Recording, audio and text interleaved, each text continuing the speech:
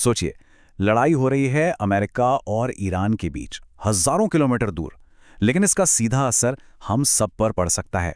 आज हम यही समझने वाले हैं कि आखिर कैसे दूर दराज का जियोपॉलिटिकल कॉन्फ्लिक्ट हमारी रोज की जिंदगी को इतना ज्यादा प्रभावित कर सकता है।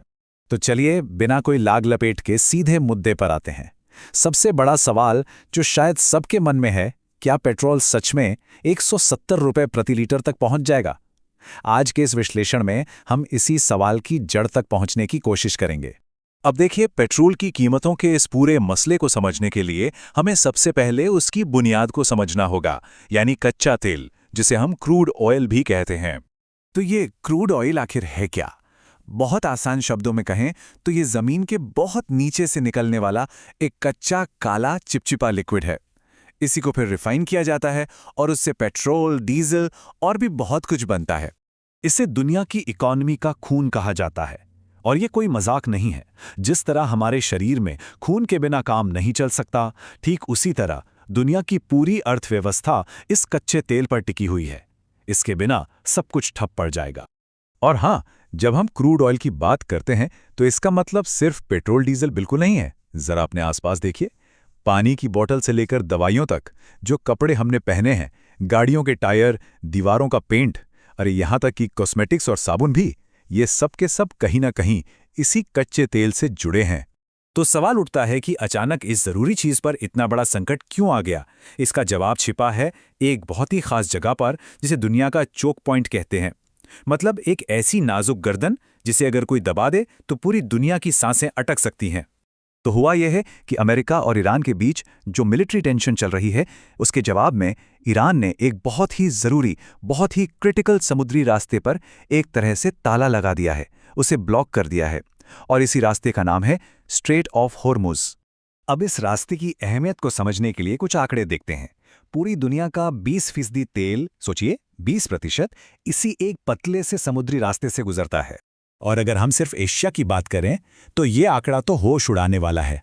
एशिया को मिलने वाले कच्चे तेल का 90% हिस्सा, 90%, इसी एक रूट से आता है। और अब आते हैं सीधे भारत पर। हमारे लिए तो ये सीधी सीधी खतरे की घंटी है। हम जितना भी तेल बाहर से मंगाते हैं, उसका लगभग आधा यानी 50% हिस्सा इसी एक रास्ते पर निर्भर है। और अभी की हकीकत क्या है? हकीकत यह है कि ईरानी सेना ने इस रास्ते को पूरी तरह से बंद कर दिया है। वहां से तेल लेकर आने वाले जहाज़ों की आवाजाही बिल्कुल ठप हो गई है, ट्रैफिक जीरो है। तो चलिए, अब इस पूरी कहानी को जोड़ते हैं कि हजारों किलोमीटर दूर की ये नाकेबंदी हमारी आपकी जेब पर कैसे असर डालेगी और कैसे ये महंगाई की एक पूरी चेन रिएक्शन शुरू कर सकती है। देखिए, एक्सपर्ट्स का अनुमान यह है कि अगर ये ब्लॉकेड सिर्फ 2 हफ्ते भी चला तो कच्चे तेल का दाम, जो अभी करीब $85 प्रति बैरल है, वो 100 से $120 तक पहुंच सकता है। और अगर ये 1 महीने तक खिंच गया तो यही दाम $150 प्रति बैरल के पार भी जा सकता है। और इसका असर एक डोमिनो इफेक्ट की तरह होता है। मतलब एक चीज गिरती है तो बाकी सब भी गिरने लगती हैं। कच्चा तेल महंगा हुआ तो पेट्रोल डीजल महंगा हो गया, फिर ट्रकों का भाड़ा बढ़ गया। नतीजा, सब्जी, फल, कपड़े, सब कुछ महंगा। महंगाई को काबू करने के लिए ब्याज दरें बढ़ सकती हैं, जिससे हमारी लोन की ईएमआई महंगी हो जाएगी। और इन सब का असर देश की आर्थिक ग्रोथ पर पड़ेगा, जो धीमी हो सकती है। और ये कोई भविष्य की बात नहीं है, इसका असर दिखना भी शुरू हो गया है। सोशल मीडिया पर लोग लगातार लिख रहे हैं कि उन्हें खाना पकाने वाली एलपीजी गैस नहीं मिल रही है।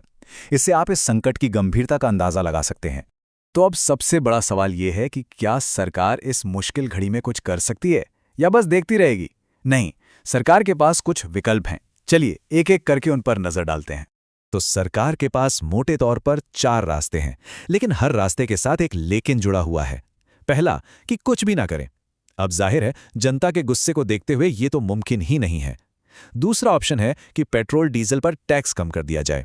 इससे हमें तुरंत राहत मिलेगी, बिल्कुल, पर सरकारी खजाने पर बहुत बड़ा बोझ पड़ेगा। तीसरा रास्ता, तेल कंपनियों से कहा जाए कि भाई आप नुकसान सहो। लेकिन सवाल यह है कि कब तक?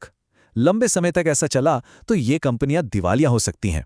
और चौथा, आखिरी विकल्प है कि रूस से सस्ता तेल खरीद लें। सुनने में तो अच्छा लगता है, पर उसमें रिस्क ये है कि नाराज होकर अमेरिका हमारे दूसरे सामानों पर भारी टैक्स लगा सकता है। तो फिर होगा क्या? सबसे ज्यादा संभावना इसी बात की है कि इस बोझ को बांटा जाएगा। थोड़ा सा बोझ सरकार उठाएगी टैक्स में कटौती के, थोड़ा तेल कंपनी अपना मार्जिन कम करके, और बाकी का बोझ हम और आप जैसे आम लोगों पर आएगा, बढ़ी हुई कीमतों के रूप में। तो अगर ये बोझ बांटने वाला फॉर्मूला लागू होता है तो इसका सीधा मतलब क्या है? इसका मतलब ये है कि दिल्ली में जो पेट्रोल अभी करीब 95 रुपए प्रति लीटर है, उसकी कीमत 120 से 135 रुपए प्रति लीटर तक भी जा सकती है। जी हां, ये है इस संकट का जमीनी असर। और आखिर में ये पूरा मामला हमें एक बहुत बड़े सवाल के सामने लाके खड़ा कर देता है। आज की दुनिया में जहां सब कुछ एक दूसरे से इतना जुड़ा हुआ है, क्या वाकई कोई भी देश खुद को हजारों किलोमीटर दूर चल रहे ऐसे जियोपॉलिटिकल तूफानों के असर से पूरी तरह बचा सकता है? ये सोचने वाली बात है।